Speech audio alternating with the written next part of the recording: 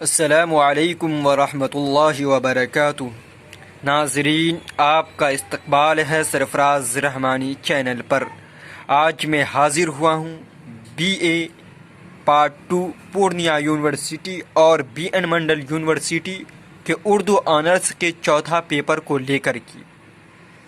امید کرتا ہوں کہ آپ سب بخیر ہوں گے، اور جنہوں نے اب تک سرفراز رحمانی چینل کو سبسکرائب نہیں کیا ہے وہ سبسکرائب کر لیں، تاکہ اس طرح کی ویڈیو آپ تک پہنچتی رہے اور آپ اچھے انداز میں تیاری کر سکیں۔ تو لیجئے میں شروع کرتا ہوں۔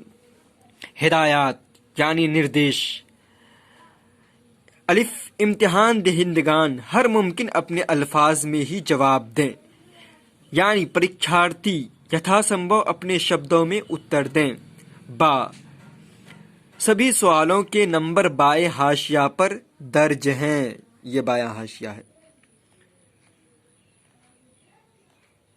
جیم، سبھی سوالات کے جوابات لازم ہیں، یعنی سبھی کے جواب اتر انیواریہ ہیں۔ سوال نمبر 1، باغ و بہار کا قصہ سیر تیسرے درویش کا خلاصہ بیان کریں۔ یعنی باغ و بہار ایک کتاب کا نام ہے، اس کے اندر ایک قصہ آیا، قصہ سیر تیسرے درویش۔ اس کا نسکرش، اس کا خلاصہ اپنے شبدوں میں، اپنے جواب میں، اپنی زبان میں لکھنا ہے، اردو میں۔ یا میر امن دہلوی کا اسلوب نگارش پر ایک نوٹ لکھیں، یعنی میر امن دہلوی کے جو لکھنے کا جو طرز ہے، ان کا جو اسلوب ہے، طریقہ وہ کیسا ہے، ان پر ایک نوٹ لکھ دینا ہے، ایک مضمون لکھ دینا ہے۔ سوال نمبر 2 ہے، ناول امراؤ جان کا تنقیدی محاکمہ پیش کرنا ہے، یعنی امراؤ جان ایک ناول ہے، ان کے بارے میں مجھے لکھنا ہے۔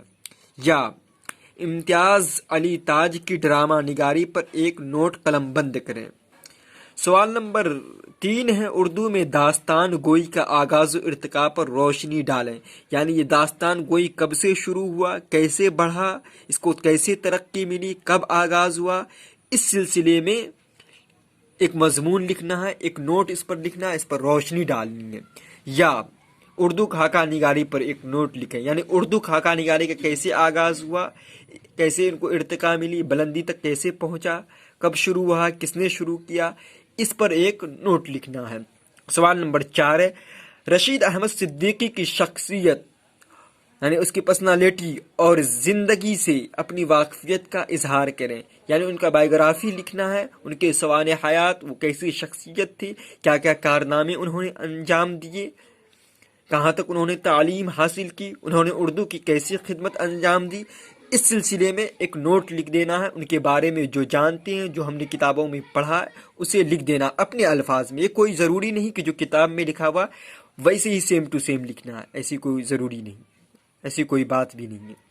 یا کتاب ہم نگاں رفتہ میں سے کسی ایک خاکہ کا تجزیہ کرنا ہے، یعنی اس کتاب میں جو آیا ہے ان میں سے کسی ایک کا خاکہ پیش کر دینا اپنے لفظوں میں، اپنے شبدوں میں۔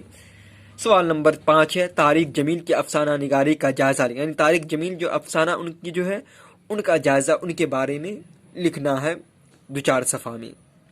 یا آگ اور پانی کا خلاصہ لکھیں، یعنی یہ آگ اور پانی جو پریم چند کی کا افسانہ ہے، اس پر مجھے اس کا خلاصہ اپنے شبدوں میں، اپنی زبان میں لکھ دینا ہے۔ امید کرتا ہوں کہ آپ کو سارے سوالات سمجھ میں آئے ہوں گے، آپ اس کے مطابق تیاری کریں، انشاءاللہ آپ اچھے نمبرات سے کامیاب ہوں گے۔ اور جن کو ان کا جواب چاہیے وہ کمنٹ میں لکھیں، انشاءاللہ ہم ان کی رہنمائی کریں گے۔ ہمارے پاس ساری کتابیں موجود ہیں، ہم اس کو جواب کتابی شکل میں جواب دیں گے۔ آپ ضرور اس چینل کو سبسکرائب کر لیں، تاکہ ہمارے بعض دوستوں کو اس سے فائدہ ہو سکے، اور خوب شیئر کریں۔ السلام علیکم ورحمۃ اللہ وبرکاتہ۔